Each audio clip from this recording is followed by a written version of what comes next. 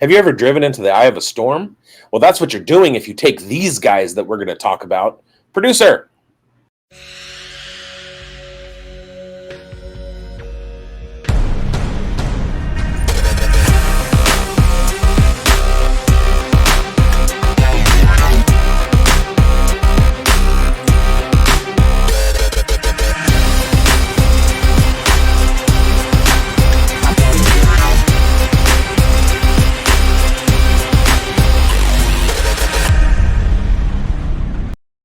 Welcome to the Fantasy Forecast with Grindberg and bigz. I am bigz. He is Grindberg. Schultzy is also here. Hey, you guys, I'm watching 4 games right now that all count.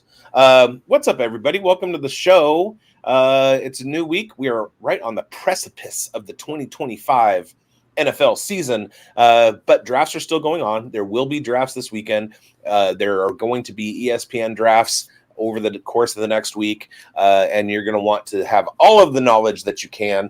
We gave you some flag plants before. Today we are going to talk about guys to avoid. Where are the warning signs? Who are we fading? That's what we're doing here. So buckle up because will be surprises. Big time surprises. It's been about time we get some football, some actual meaningful football. Biggs, you mentioned it earlier in the show here in the intro that we have 4 meaningful games in college happening, and we're about a couple days away here from the kickoff of the Thursday nighter. I'm excited. Schultzy, are you excited for this? I am also here. Yay. You sound exuberant right now. Yeah, dude. It's real life football on the TV that counts. You sit on Twitter, and as soon as the Super Bowl ends, everybody says, "I can't wait for that day in late August when the football finally counts." Or I would do disgusting things to watch a random college football game right now. Here we are, discussing things time. We're watching meaningless college football. Awesome. Now, a lot of our viewers, like you mentioned, their bigs are right in the heart of their drafts, whether they're a quick draft or a slow draft. We're going to talk about some busts here at each position, each skill position that we're talking about for fantasy. And we're going to get you to start us off, Biggs, at the quarterback/tight end. You could pick either a quarterback or a tight end that you are fading this year, and you're characterizing them as a bust. So who's your first guy? Who are we fading at that position here, man? This is going to come as a shock to some people. It's a shock to me. So some of you viewers are very well versed in the fantasy forecast and the bigz universe and know that I was born in a small town just north of San Francisco in Marin County called Novato, California. And there's another person who was born in Novato, California, and that's my hashtag Novato Boys homeboy, Jared Goff. And he is the quarterback of the Detroit Lions, and he finished in the top 10 as a fantasy quarterback last year. And currently he is being drafted as the quarterback 12, according to Fantasy Pros. And I'm saying, hold your horses. Don't make that pick. Don't take Jared Goff at that cost. And here's why. Number one, he is in for a letdown. He had his career year last year, and there is not a whole lot of room for him to exceed what he did. So there's a ceiling. That's possibly his ceiling happened in 2024. Number two, Ben Johnson, offensive coordinator of the Detroit Lions, is no longer the offensive coordinator of the Detroit Lions. We don't have a complete 100% understanding of what the Detroit Lions offense is going to look like this year. David Montgomery is back. Are they going to use him less because Jahmyr Gibbs showed out so much last year? How is this offense going to change? He does have another weapon in Isaac Tesla who wasn't around. There's Jameson Williams. Jameson is fully healthy. Amon-Ra is the sun god, and Sam Laporta is due for some positive regression. But the other thing, and this is kind of the nail in the coffin for me with Goff, there was a study done, and it's based on the amount of rest that the other team has versus you during that week. And the Detroit Lions have the second worst deficit in rest versus their opponent's rest going into this season. The Raiders are the worst. Last year, San Francisco was historically the worst up until that point, and we saw what happened to them. Super Bowl bound team completely falls apart based on injuries. So that there's a possibility that happens to the Detroit Lions. We also saw Brock Purdy not fare as well as he should have last year, and I'm thinking that the warning signs are all there for Goff to slip, and that's all I have to say about that. I wish I knew how to quit you. Hashtag yes. Man, that one hurts big time for me to hear you say that, Biggs. I was kind of perplexed when I saw that on the show sheet. I was like, what is going on here? Biggs is fading his homeboy. You know what? I get what you're saying there. You know, he's being drafted pretty much at his ceiling. So I'm still high on Goff this year, but I just have a hard time him repeating what he did last year, like you had mentioned. So yeah, you know, that's a high draft cost. So we're talking about draft costs. We don't hate players. We just hate the cost of them a lot of the time here. And that's what we're paying for. And I'm going to talk about a similar situation for me, a guy that I'm talking about fading here, folks. And that's real quick on Goff. I was looking at this the other day. I don't know the exact number, but he is playing a lot less dome games this year than he did last year. He was loaded with road games last year that were also in domes, and that is not the case this year. So he's notoriously had bad splits outdoors, so that's also something to know. Yeah, agreed. And you know what? Their defense is going to be healthy, and they definitely were in some shootouts at the end of last year because of, you know, Hutchinson going down at the halfway point. There's a lot of things that are going to be, you know, hopefully going in the Lions' favor for them to make a good Super Bowl run, and Jared Goff's a big part of that. But yeah, having that repeat is going to be a tough one for him to do. And then if you look at the division, the Packers just got stronger with Micah Parsons being added to that defense. You have the Chicago Bears and improving their offensive line and another step forward for Caleb Williams.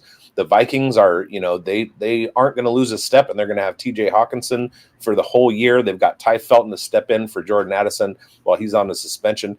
They're not going to skip a beat. So the stars were aligned for Detroit, and stuff happened last year. I think the stars are unaligned for them this year. Yeah, and I'm going to be fading a quarterback here too, guys. That you know, I just drafted as my number one quarterback in the thing. Yeah, well, I mean, I just think at his draft cost, folks, it's just going to be a tough one for him to repeat what he did. You know, there's some warning signs here. You know, after years of, you know, being mediocre, Baker Mayfield, he did shock the world last year. He had a QB3 finish in some formats, and he played all 17 games. He threw touchdowns, elite rate, and looked like a steady hand in Tampa's revamped offense. But now fantasy managers are buying into that repeating at his current ADP. That's a value trap hiding in plain sight for me. He's going in most formats as the QB 8 or 9, and 2024, his success rate, it was fueled by like a perfect storm, in my opinion. Rare health, elite play caller, and Liam Cohen, who is now headed off to Jacksonville. So we're going to see what that brings to the Jags this year. But the storms don't hit the same place twice sometimes. And now with Cohen gone, regression to me is looming. The new offensive coordinator with no play calling experience. We got Mayfield poised to tumble back a little bit down to earth. Drafting him at last year's, you know, cost is going to result in you chasing that lightning, and I'm not going to be here to do that at this stage. If you're going to draft them at cost, if he slides down a round or two, I'm totally fine with, you know, drafting Baker Mayfield late. But at this stage, QB3, I'm having a hard time putting him there. I'm having a hard time with some of these ascending quarterbacks, putting them in the top 12 at this stage, in my opinion. Biggs mentioned it last week on the show here in his bold predictions. He's got Brock Purdy and Dak Prescott finishing in the top 12. There's some, you know, ascending young talent, rookie quarterback, but also, you know, some guys in their, you know, year two that I see them ascending into some value here. And Baker Mayfield just might be, you know, on the outside looking in. Still a strong finisher, but not the finish that I'm looking at seeing, in my opinion here. So for Baker, in my only fantasy fans league, which is a redraft, I took Baker in the 5th round. And I mean, I have Drake May and Jackson Dart too, in case he falls off. And Jackson Dart has that rushing upside that Baker Mayfield doesn't have. Drake May does too. But yeah, I took him too early and hedged my bets. So hopefully he has a strong year, and but we'll see. Yeah, I mean it's a tough one. I love how you insulated that value with Drake May, who's a guy that I would pick ahead of Baker Mayfield just based off of what I see. I know that's putting not production, right there. It's just kind of like a perception. And right now, that's what I feel about Drake May. I just have that feeling like you did headed into his rookie year, Biggs. You were a guy that, identified him. So, I mean, I'm willing to bet on that rushing upside. And I see it. Great pick insulating that value there. Now, Schultzy. I pretty much nail quarterbacks, don't I? All right. Well, let's move on to Schultzy's fade at quarterback, tight end. I also have a quarterback for you guys here, and I've talked about him on the show before, but I'm going to talk about Bryce Young again and how I'm just not here for the next step, the breakout, the progression, the career progression for Bryce Young that a lot of people are predicting. And I think a lot of the hype here is based on this late season stretch he had last year, and I get it. He scored a lot of fantasy points, and people remember the playoffs, the fantasy playoffs. And I just don't think he was playing as good as people remember. And like I said, they remember fantasy points. And he scored 5 rushing touchdowns in the final 7 games of the season, which is just very uncharacteristic of Bryce Young in his career. And I think this is an outlier you can't count on. He's had 6 rushing touchdowns in his whole career. So outside of that 24 stretch here to finish the season, he's had 1 rushing touchdown. He had 3 games during this 7-game stretch of pretty poor completion percentage and 55%, 56%, 53%. Like, these are not signs of a quarterback progressing and taking the next step to me, especially when you're looking at late season year 2. He's a career 60% passer. He's had 1 career game of 300 yards or more passing, 2 games in his career of 3 touchdowns or more. He's got a 63.8% clean pocket completion percentage, 34th in the league, 69.8 catchable target rate, 41st in the league. I just don't think Bryce Young's very good. I get the Tedorora McMillan hype coming in hot because I'm on train too. I don't think you need to have a super great quarterback to sustain 1 very good receiver. We saw that in New York last year with Malik Neighbors. And I think we can see a similar situation here with Bryce Young and McMillan. This all stems on real life stuff, not fantasy stuff. I just don't think Bryce Young's very good, and he's just a quarterback that stinks, and that's it. He's real smelly. He's got that hue to him. That smelly smell. Wow. Don't draft short quarterbacks. There has never been a successful quarterback under 6 feet tall in the NFL, and Bryce Young is 5'10". We see what happens with Kyler Murray being so short. It's right, and the only reason we continue to go back to Murray is because he'll go out and run for you. Which right, and Bryce Young doesn't do that. And he just lost his safety blanket in Adam Thielen. And they just cut Derek Carr's safety blanket in 3rd and Renfro. I'm a cokehead just like everybody else, but I don't know if Jalen Coker's that guy. I don't know if Xavier Leggette's that guy. Tedorora McMillan has to be like the number 1, but who's the fallback? Maybe Bryce Young doesn't have one this year. Yeah, I mean, for them to ship those guys off, they obviously have some some solidness in their receiving core that they think they have. Maybe Leggett is the guy, they a former first round draft pick last year. There has to be some optimism there. I don't know how that goes. I mean, with all these guys that we see ascending at the quarterback position, I'm having a hard time, grabbing Bryce Young when I see other guys around him. So yeah, Schultzy, I think that's a good fair value, even with, his ascension last year, the Canales offense getting some upgrades. They didn't upgrade their run game really, in my opinion. So I think they need to improve that. I can't see Chuba sustaining that a whole year.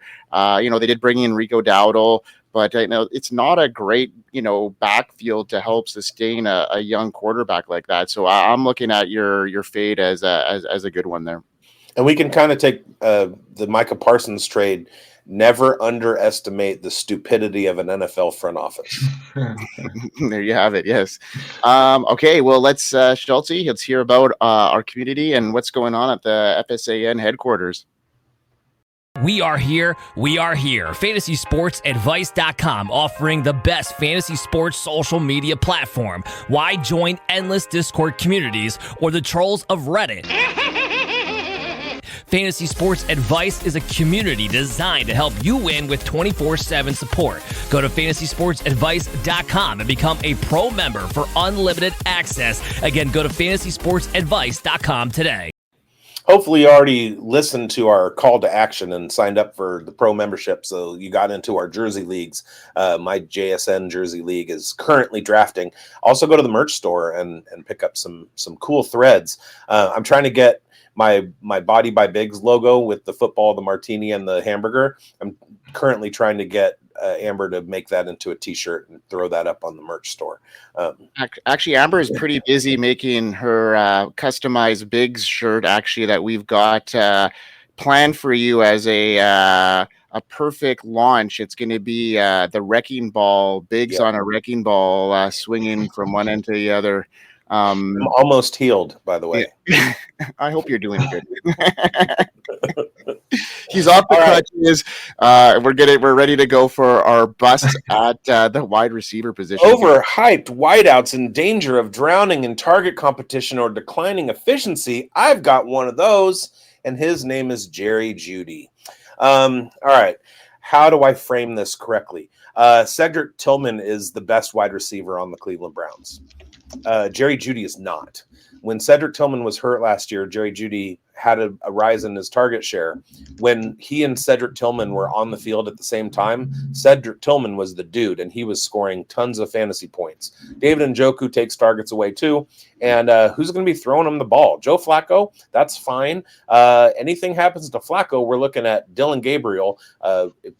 Let's go back to not drafting short quarterbacks. And then Shedeur Sanders, who is mid at best. So this Cleveland Browns offense is going to be, or the Cleveland Browns team in general. I'm not wearing my Cleveland Browns hat. I did just get a Cleveland Browns hat in Cleveland.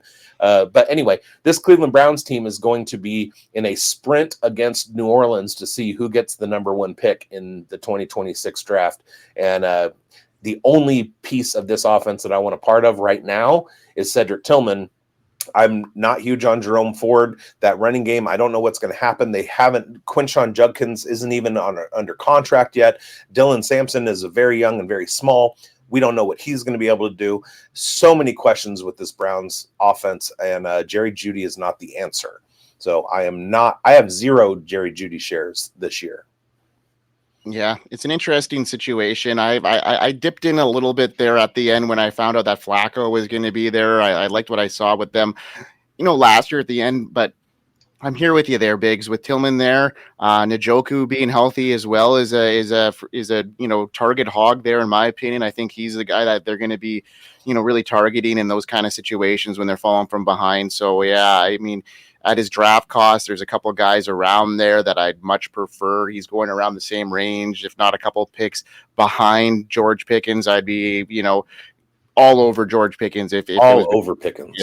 Yeah. I mean, these are no-brainers at this stage. So, fade some Jeudy if you have to. And I'm right on board with that one. Now, I'm going to talk about a wide receiver that, he had a good breakout at the end of last year, and there's no doubt he's improved on tape. Great route running. He sharpened that up. His yards per route jumped up, and he's one of the slippiest wide receivers in the game after the catch. But in fantasy terms, that third-year leap may be more than a sidestep than a sprint, in my opinion, despite playing better in 2024. I'm talking about Zay Flowers. He actually scored fewer fantasy points per game than he did as a rookie, and now he's being drafted as a steady wide receiver too, which assumes both volume and touchdown opportunity. But in Baltimore's current setup, they are featuring a really run-heavy offense, red zone threats like Mark Andrews, Isaiah Likely, and the addition of DeAndre Hopkins. That's going to force Flowers outside of the red zone, in my opinion. He's a smaller guy, and they were using him out of necessity there. Now they've got the options there to really, plug it home on the fantasy side.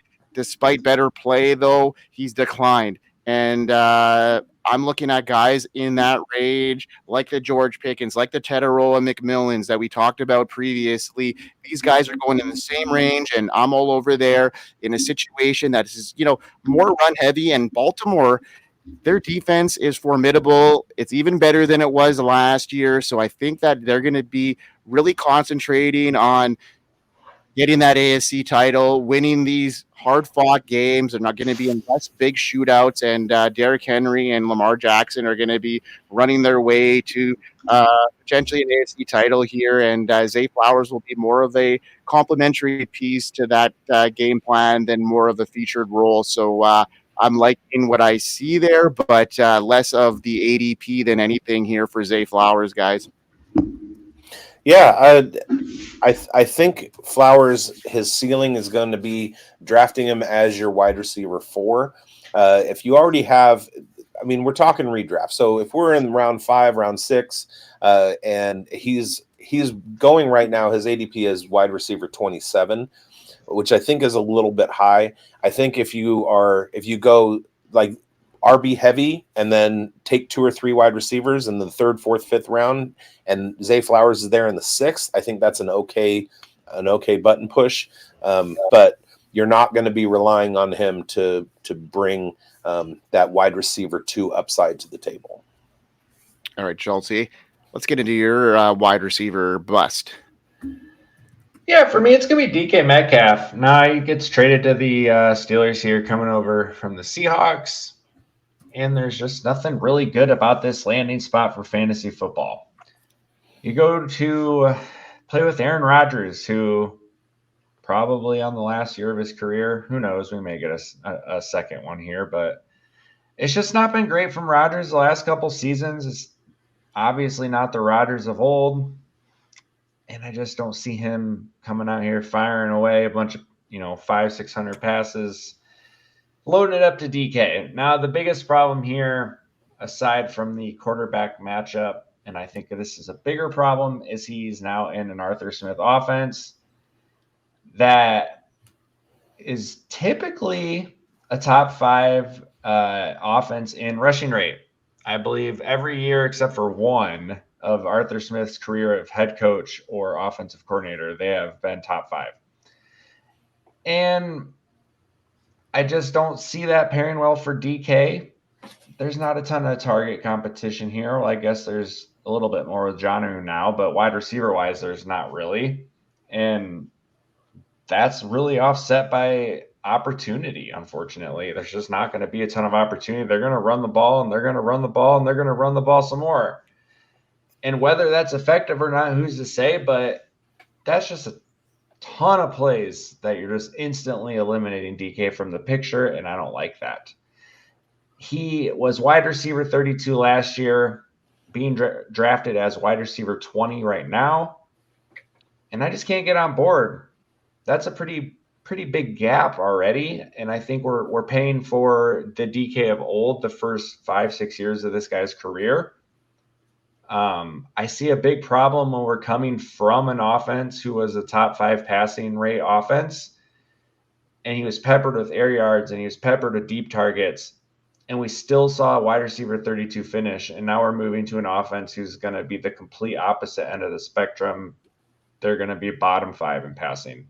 So I will have 0 DK, similar to how, what was it? What was that, bigz? You said you have 0 Jerry Jeudy? Yes. Yeah, I'm similar with DK Metcalf. I have a few DK Metcalf shares sprinkled around, but there are, looking at the ADPs, guys who I'd rather have. Cortland Sutton is there right around, like he's one ADP spot behind him. Tedderoa McMillan, George Pickens. Like after this trade, I just got offered a 2026 first in Dynasty for my George Pickens. Calvin Ridley. Even starting to get into some wide receiver 2 range like Pickens, Waddle, Travis Hunter, Jamison Williams, Xavier Worthy. Like a lot of those guys, I think I'd be a little bit more willing to pass on DK, grab a running back, and then grab one of those guys. Yeah, we brought up Zay Flowers already. The Ravens had the second fewest pass attempts in 2024, and the Steelers had the 4th fewest. So these are not high volume passing offenses, and they're not gonna return your value. Yeah, I mean, bigz mentioned a couple wide receivers in that range that I'd prefer. It's a pretty clouded area too when you think about it. You know, he's being drafted definitely, in my opinion, at his ceiling. I think he's in a better situation than he was last year with JSN being there and ascending.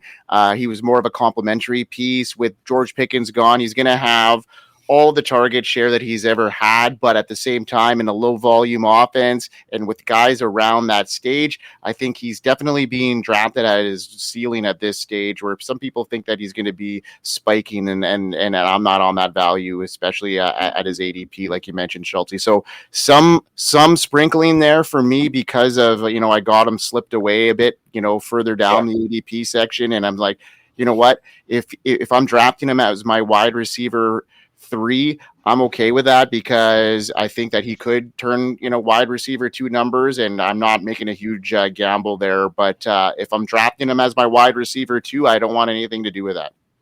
Yeah, and I'm not scared of Aaron Rodgers. I'm scared of Arthur Smith. Yes. We don't know what they're doing with their tight ends there, right? So, yeah.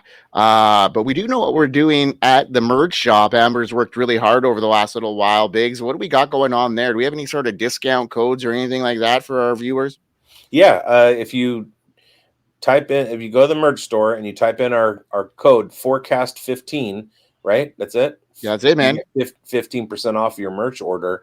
So go load that card up. And essentially, if you buy 14 things, you're basically getting the 15th thing free. Yeah, exactly. So you can get some stickers, you can get some shirts, some hats, some hoodies. We're gonna need some more color options then.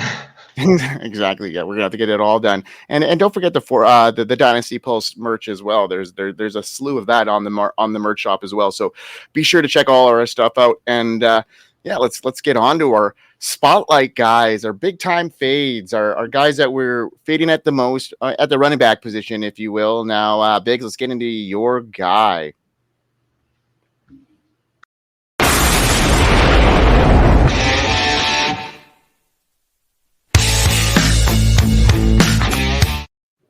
All right. There has been a ton of preseason hype for my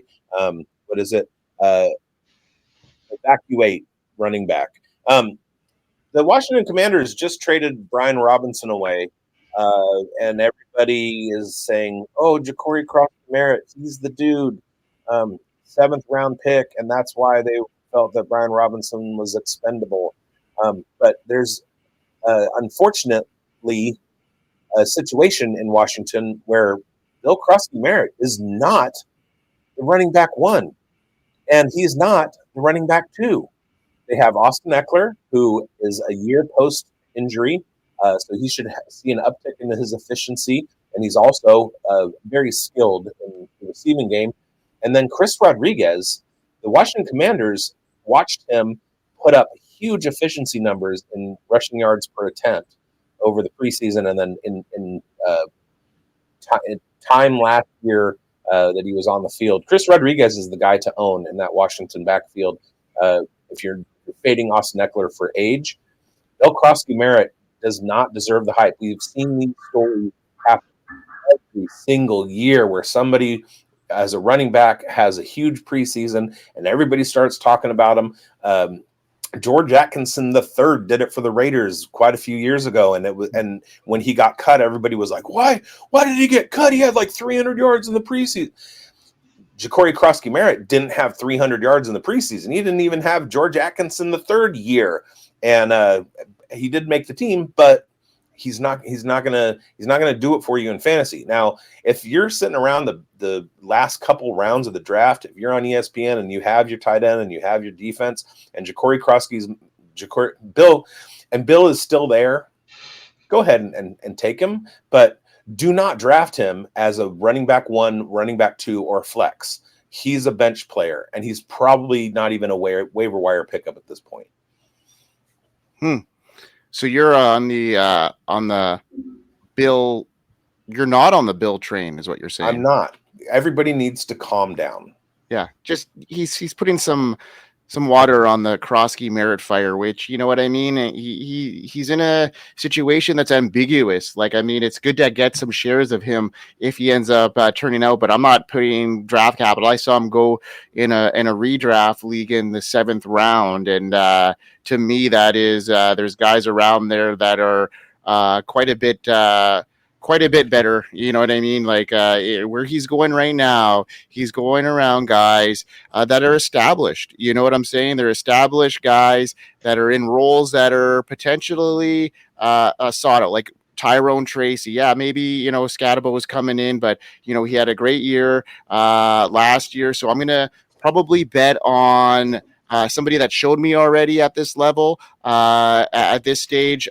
Give me Tyrone over JCM at this stage. Zach Charbonnet I'll take at this stage. Even Jordan Mason, just based off of some production value that he's shown me. So yeah, a little bit too much steam at this stage, and I do have a lot of JCM because I was on him earlier, but I didn't pay a premium for him, so I will not do so at this stage. And bigz has definitely pointed out what you should be savvy to at this stage, folks. He's going as running back 46, pick 178, which, I mean, that's not terrible, but running back 46, 178 is basically like in the 13th round, but he's going ahead of Braylon Allen, Jerome Ford, Trey Benson, Ray Davis, Tyler Algier, Isaac Guerrero, Ollie Gordon, Kendra Miller, and Roshan Johnson. Like, those guys are all solid number 2s, and Jacory Krosky-Merritt is not.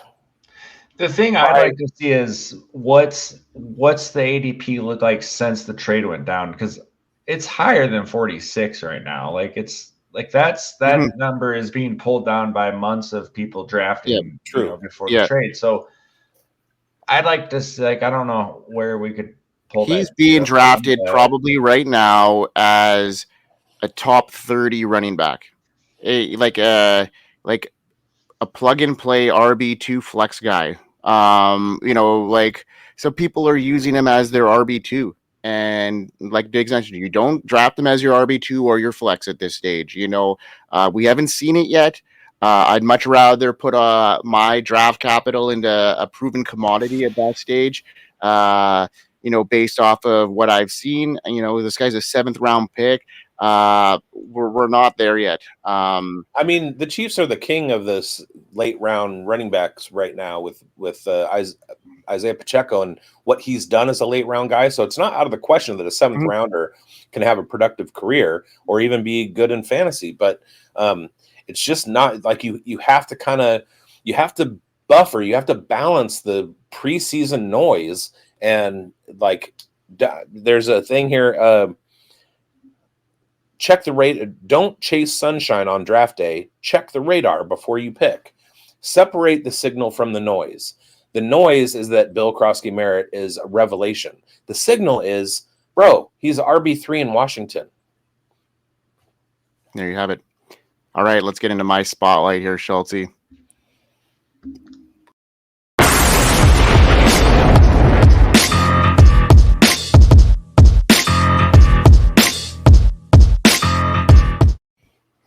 All right. Well, my running back that I'm fading, and I've talked about him a couple times on this show this offseason, and even after that big contract he signed, I'm still going to fade James Cook because I believe lightning only strikes once, and last year he struck gold on his touchdown upside, and I just don't see that happening this year.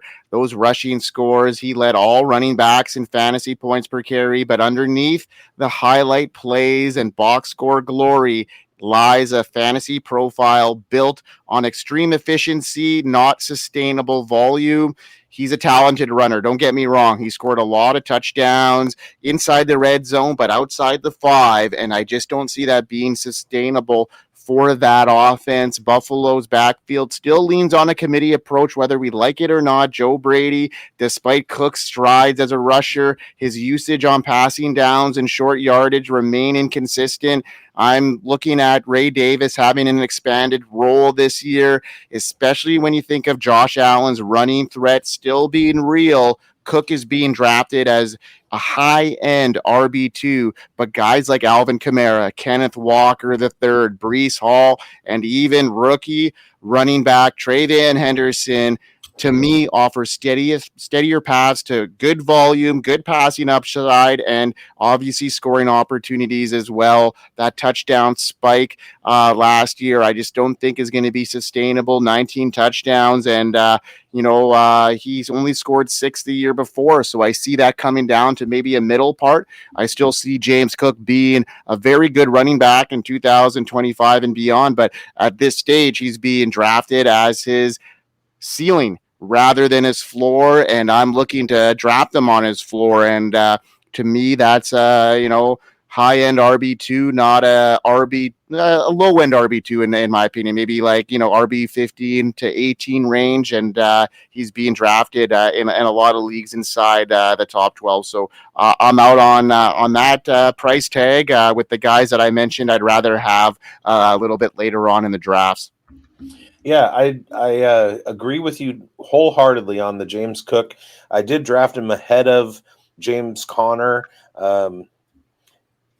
but I drafted him, and this might be a mistake. I drafted him ahead of Kenneth Walker, Trey Van Henderson, and Alvin Kamara. I don't know what I was thinking. I already had Jahmyr Gibbs. I do like James Cook, but here's the thing about Cook. When he was at Georgia, they had a two-headed backfield, and it was Zamir White running between the tackles and James Cook catching the ball. And the profile when he came into the NFL was he's a pass-catching, smaller guy, so he's not really going to be able to sustain a full season of running between the tackles. Well, a funny thing happened when he got to Buffalo. They only threw the ball to him like 30 times last year, so he doesn't present that Josh Jacobs level of carrying the ball 250 times and also getting 60 targets. His targets are just not there in the passing game, and he's not gonna do a whole lot between the tackles. He'll probably have 1,000 yards, 8 to 10 touchdowns. He is an RB2. I do like him as an RB2. He did finish in the top 12 last year, which it could give you the illusion that he's an RB1. He's not. Do not make him your first running back unless you're in a zero RB build and he falls. There you have it. Yeah, I agree with that. Just folks, we reiterate this. This is we don't like we don't hate the player. We hate where they're going in drafts at their average draft position. And these guys are being drafted at their ceilings rather than their floors, which we should be drafting guys at as their floors. So Schultzy, talk about your guy after you throw in your spotlight.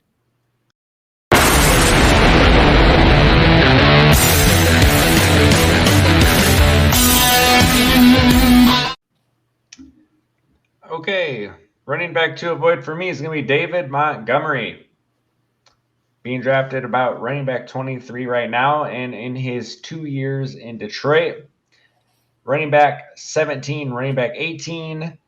So that's pretty close. Like, you're getting this little bit of a discount in his price right now based on past production, and that is probably due to some of the rise in Jahmyr Gibbs' status and usage here, which is a big reason I'm out on Montgomery.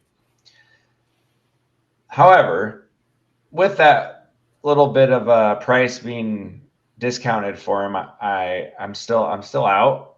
We've got a 28-year-old coming off a fairly major late season MCL injury, so it's kind of concerning. Leaves a little bit of question marks here. I don't think it's like an instantaneous reason to be completely out on the guy, but we see a ton of age stuff here with running backs, and he's approaching that late 20s age, and with a big injury that is, like I said, a little concerning.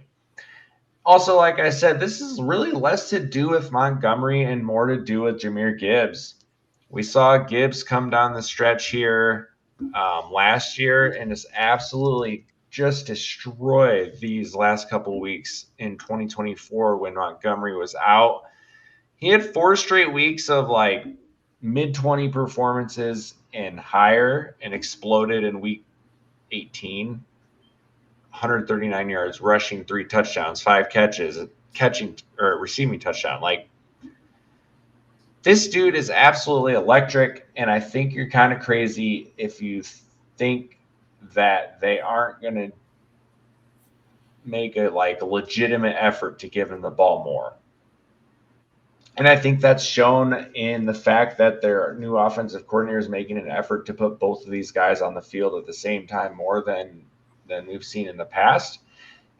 And while that doesn't necessarily mean Monty's coming off the field, let's say Monty doesn't lose snaps as a result, it's not necessarily good for him that a portion of his snaps the team is saying, oh, hey, by the way, we're also going to put Jahmyr Gibbs on the field. So it is a net loss for Monty. We're looking at a guy who's going to score double-digit touchdowns, and running back 17-18 ballpark is the ceiling while you're scoring double-digit touchdowns. I don't know, man. When you're drafting here, like some of the guys right behind him, I think I'd rather take Tony Pollard. You can get DeAndre Swift is like right in front of literally one slot ADP higher than Monty. Give me Swift for sure. Aaron Jones. Probably I'll say give me Aaron Jones. You can get Travis Etienne still. I don't know.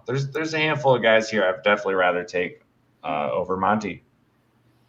Javonte Williams, J.K. Dobbins, Austin Eckler, like Tyrone Tracy, Caleb Johnson. There's so many. Yeah, I mean, he's like you said, being drafted at his ceiling right now, and he's definitely gonna have some regression in my opinion. I had him faded earlier this offseason as well, Schultzy. So yeah, we're on the same page there. Obviously, bigz is as well. So yeah. All right. Yeah. We're almost at NFL kickoff here, folks. We're about 2-3 days away from the glory happening. This is what we all prepared for. So hopefully our viewers on the Fantasy Forecast have followed us all off season, because we didn't take any breaks. We kept you informed all off season, so you should be ready for your drafts with a lot of our fades that we were talking about all off season from the Senior Bowl on. Like, we've been talking about the rookies. We did all the coverage for y'all, and hopefully you guys crushed your drafts like we know you did, and are ready for a great season. And be sure to catch our live content on Thursday nights on the Points After Thursday. You're going to catch us crew here, the Fantasy Forecast crew, going live, after the Thursday night game, but also our weekly content is going to be ramped up. We're going to have our starts and sits and our waiver wire pickup show. So be sure to catch our live stuff and all our content throughout the season to keep you informed, to make the best educated decisions throughout this season, because we don't want you tapping out halfway through because your team is done. We need you following all the way to the end to build those championships, folks. So, and that's what we do here at the Fantasy Forecast. We build championships, bigz and Schultzy. So, bigz, you got anything else to add to that? Yeah, So I wanted to recap a little bit. At the quarterback position, we're fading Jared Goff, Baker Mayfield, and Bryce Young. Don't be afraid to draft them. Just draft them at the right spot, at the right price. Wide receiver, Jeudy, Zay Flowers, and Metcalf. Draft those guys after you have a couple of wide receivers under your belt. And then Bill Cross-Kamara, James Cook, and Montgomery. Watch out for the prices on those.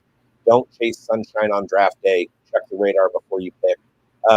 Get into the chat and who are your busts this year? Maybe if you are in the chat and somebody's reading the comments, your comment will help somebody else. We have so many shows coming up for the season slate. It starts with our waiver wire pickup show. The week will start with our waiver wire pickup show on Tuesdays, Wednesdays during the season after week 1. We have Points After Thursday where we go on live after the Thursday night game, and then we have our starts and sit show, our waiver wire show, and then breakfast with bigz Sunday mornings at 8 a.m. That's 11 on the East Coast. So come have a cocktail with me and eat some breakfast. Give me your starts and sits questions and stuff like that. Good content right here on Fantasy Sports Advice Network. Also check out the Dynasty Pulse if you are in Dynasty leagues, which I know you are, because if you weren't a degenerate before you started watching this show, you should be a degenerate by now. I got a surprise for you, bigz. You get to sleep in an extra half an hour on Sunday mornings now. So oh, really? Yeah. Spilled Coffee is slimming down to 1 hour. So it's up to you. If you want to continue to do an hour or do a half an hour, that'll be in your hands. But you get maybe half an hour to sleep in on Sunday mornings now. So looking forward to hearing Breakfast with Bigz. For all your start and sit questions at the last minute, Bigz will be there with bells on every Sunday morning to get your lineup set for the fantasy week. I'm excited for the season to kick off. We all here on FSAN are excited, and from all of us, appreciate you guys for tuning in, and girls, and we hope you win, right? We hope you win. We hope you win. Peace.